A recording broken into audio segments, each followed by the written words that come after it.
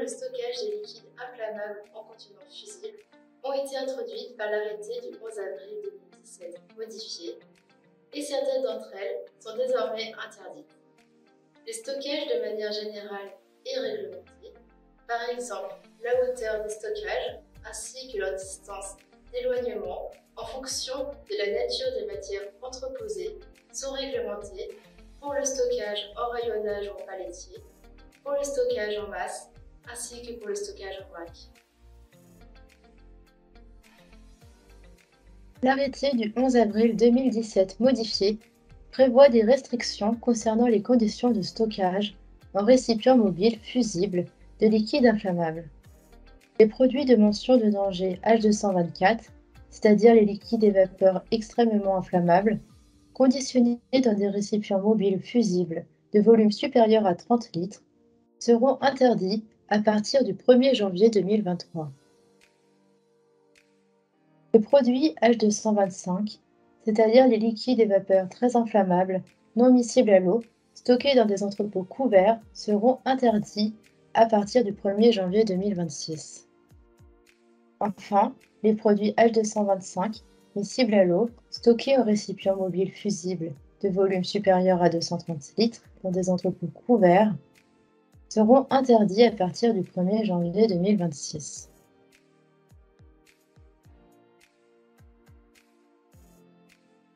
Ces interdictions ne sont pas applicables si le stockage est muni de moyens de protection contre l'incendie adaptés et dont le dimensionnement satisfait à des tests de qualification selon un protocole reconnu par le ministère chargé des installations classées. Et également, ces interdictions ne s'appliquent pas au stockage d'un récipient mobile ou d'un groupe de récipients mobiles d'un volume total ne dépassant pas 2 m3 dans une armoire de stockage RE 820 dédiée. L'armoire de stockage est équipée d'une détection de fuite et est pourvue d'une rétention dont le volume est au moins égal à la capacité totale des récipients. Je vous invite à suivre les tutoriels dédiés aux liquides inflammables pour plus d'exhaustivité. Ce schéma est disponible dans le guide entrepôt et résume les différentes configurations de stockage autorisées. Une distance minimale nécessaire au bon fonctionnement du système d'extinction automatique d'incendie, lorsqu'il existe, est maintenue entre les stockages et la base de la toiture ou le plafond ou tout système de chauffage et d'éclairage. Les matières stockées en vrac sont séparées des autres matières par un espace minimal de 3 mètres. Une distance minimale de 1 mètre est respectée par rapport aux parois et aux éléments de structure, ainsi que la base de la toiture ou le plafond ou tout système de chauffage et d'éclairage. La surface maximale des îlots au sol et des stockages en masse est inférieure ou égale à 500 m². La hauteur maximale des matières stockées en masse est limitée à 8 mètres maximum, et la largeur des allées entre îlots est de largeur au moins égale à 2 mètres pour les stockages en masse. En l'absence de système d'extinction automatique, la hauteur maximale des matières stockées en rayonnage ou en palettier est limitée à 10 mètres. Toujours en l'absence de système d'extinction automatique, la largeur des allées entre ensembles de rayonnage ou de palettier est supérieure ou égale à 2 mètres. La hauteur des matières dangereuses liquides est limitée à 5 mètres par rapport au sol, quel que soit le mode de stockage. En présence d'un système d'extinction automatique compatible avec les produits entreposés, la hauteur de stockage en rayonnage ou en palettier pour les liquides inflammables est limitée à 7,6 mètres pour les récipients de volume strictement supérieur à 30 litres et inférieur à 230 litres. Ces exigences étaient déjà applicables dans la précédente version du 11 avril 2017, hormis celles relatives au stockage en rayonnage ou en palettier pour les liquides inflammables.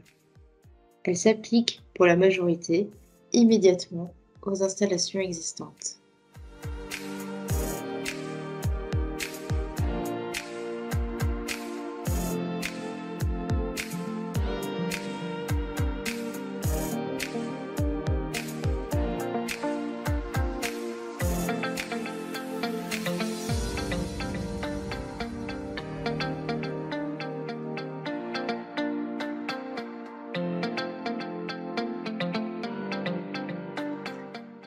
Le risque incendie est un scénario de risque industriel majeur concernant les entrepôts.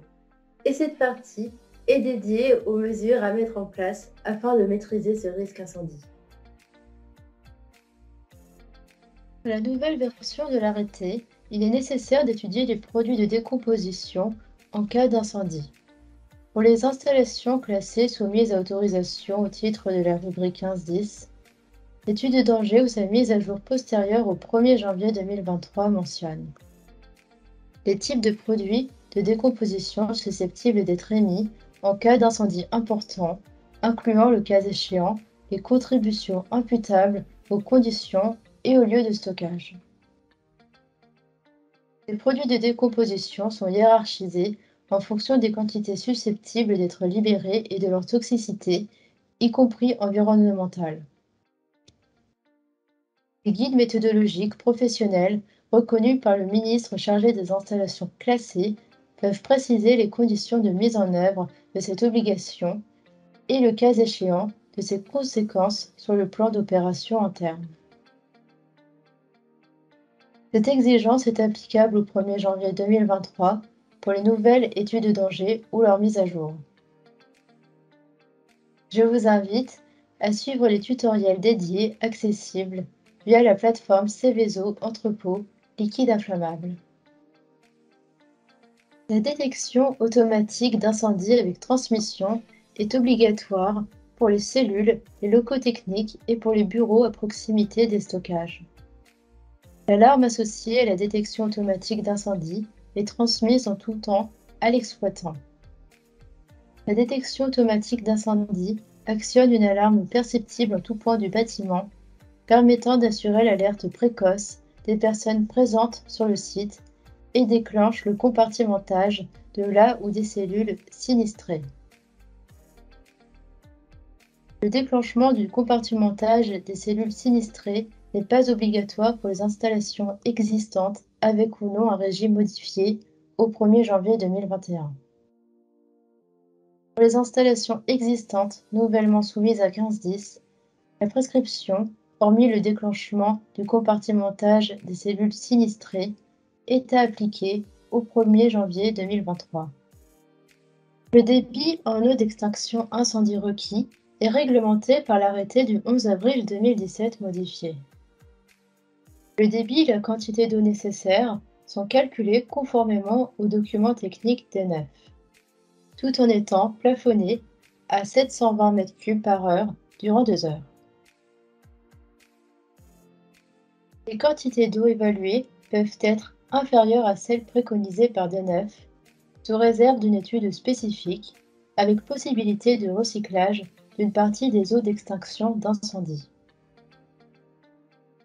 Les points d'eau incendie sont en mesure de fournir unitairement, et le cas échéant, de manière simultanée, un débit minimum de 60 m3 par heure durant 2 heures. En ce qui concerne les points d'eau alimentés par un réseau privé, il est demandé une justification de la disponibilité effective des débits et, le cas échéant, des réserves d'eau. Le dimensionnement des rétentions des eaux d'extinction sera réalisé à l'aide du guide D9A. Ce dimensionnement des rétentions des eaux d'extinction n'est pas applicable aux installations existantes. Parmi les dispositifs de lutte contre l'incendie, l'arrêté prescrit que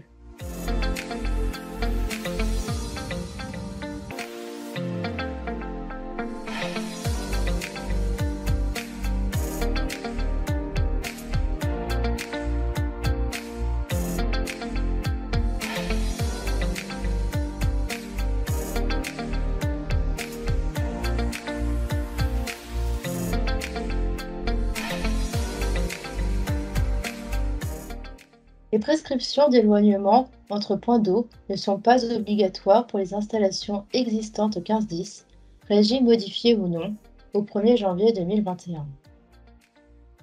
Pour les installations existantes, nouvellement classées 1510, la prescription, hormis l'éloignement entre points d'eau, est à appliquer au 1er janvier 2023. L'exercice de défense contre l'incendie. est renouvelée au moins tous les 3 ans et annuellement pour certaines installations Seveso seuil haut.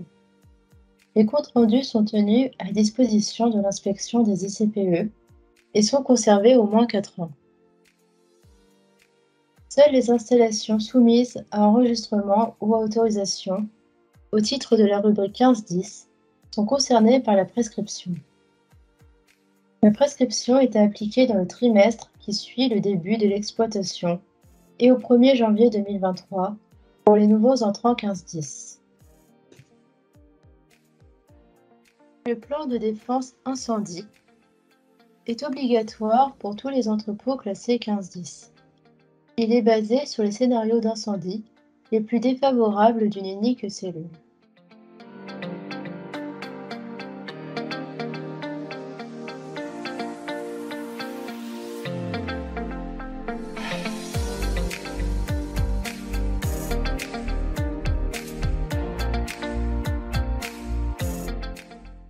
Depuis le 1er janvier 2021, de nouvelles pièces sont à intégrer dans le plan de défense incendie.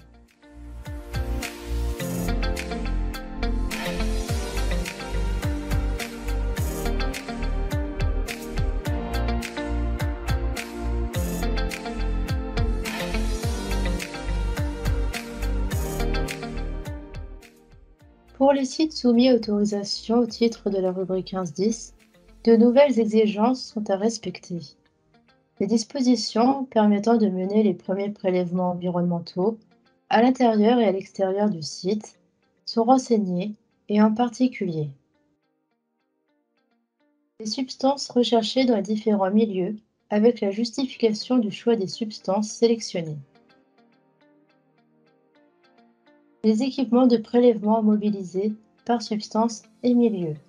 Il est possible de mutualiser les moyens entre différents sites sous réserve de convention et de compatibilité avec la cinétique de développement des phénomènes dangereux.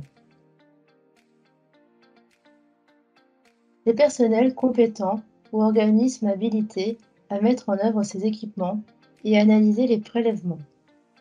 La justification de la disponibilité des ressources est précisée. Les installations existantes avec un régime modifié, les installations nouvelles avec un régime modifié, ainsi que les installations existantes nouvellement classées 15-10 et soumises à autorisation au titre de la rubrique 15-10 appliquent cette prescription au 31 décembre 2023.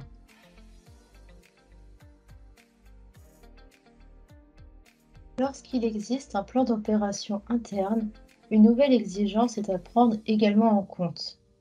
Dans le plan de défense incendie figurent les moyens et méthodes prévus pour la remise en état et le nettoyage de l'environnement après un accident majeur. Je vous invite à suivre le tutoriel spécifique pour plus d'exhaustivité. Les modalités prévisionnelles pour assurer la continuité d'approvisionnement en eau en cas de prolongation de l'incendie au-delà de 2 heures. Il est possible de recycler une partie des eaux d'extinction d'incendie sous condition. Les installations existantes avec un régime modifié, les installations nouvelles avec un régime modifié, ainsi que les installations existantes nouvellement classées 15-10 et soumises à autorisation au titre de la rubrique 15-10, appliquent cette prescription au 31 décembre 2023.